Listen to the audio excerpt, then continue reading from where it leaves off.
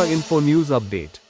মাদক পাচারের বিরুদ্ধে বড় ধরনের অভিযানে রবিবার কমলপুর থানার অধীনে নাকা চেকিং চলাকালীন বিপুল পরিমাণ শুকনো গাঁজা উদ্ধার করেছে ধলাই জেলা পুলিশ।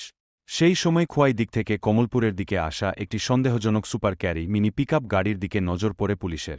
পুলিশ গাড়িটিকে থামার জন্য সংকেত দিলে চালক সেই নির্দেশ অমান্য করে পালানোর চেষ্টা করে। তবে সতর্ক পুলিশ কর্মীরা দ্রুত গাড়িটিকে আটক করে এবং তল্লাশি চালায়। তল্লাশি চলাকালীন গাড়ির ভিতরে বিশেষভাবে তৈরি করা একটি গোপন চেম্বার থেকে 110 কেজি শুকনো গাঁজা উদ্ধার করা হয়। উদ্ধার হওয়া মাদকদ্রব্য সঙ্গে সঙ্গে পুলিশ বাজেয়াপ্ত করে।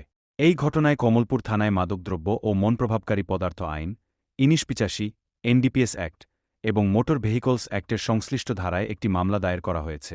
পুলিশ জানিয়েছে, মাদক পাচার ও অবৈধ মাদক পরিবহনের বিরুদ্ধে কঠোর ব্যবস্থা নিতে ধলাই জেলা পুলিশের এই অভিযান তাদের দৃঢ় অবস্থানেরই প্রতিফলন। ঘটনার তদন্ত বর্তমানে চলছে।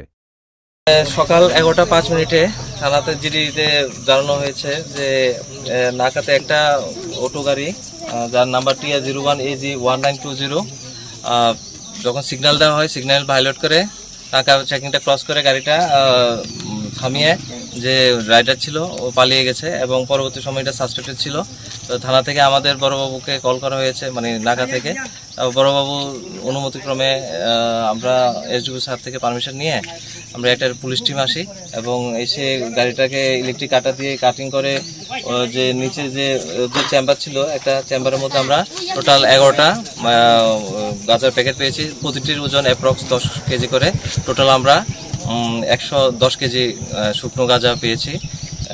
গাড়ির মালিক এখনো মানে নাম জানতে পারিনি। গাড়ির এখন যে রেজিস্ট্রেশন নাম্বার এটা হচ্ছে TR01AG1920।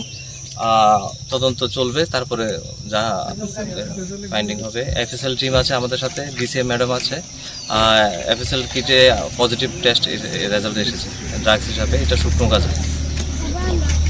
To Tripura Info and press the bell icon so that you never miss any latest updates and news on Tripura.